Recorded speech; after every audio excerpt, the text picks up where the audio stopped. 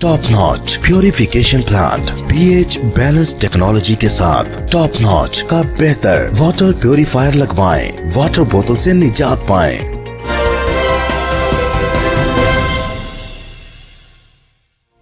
जंग में bureau report के मुताबिक जंग chamber of small traders and small industries के नौ मुंतखब सदर चौधरी इमरान सहेल ने अपने ओहदे की जिम्मेदारियां संभाल लीं।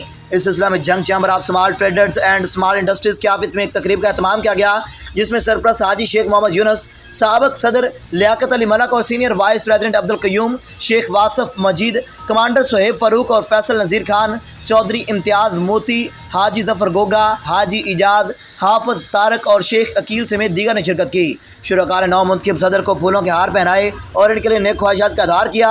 इस मौका पर नौ मुंतखब सदर चौधरी इमरान सहेल का कहना था कि JCSTSI के तमाम मेंबरान के शुक्रगुजार हैं जिन्होंने इन पर मुकम्मल एतमाद का इज़हार किया।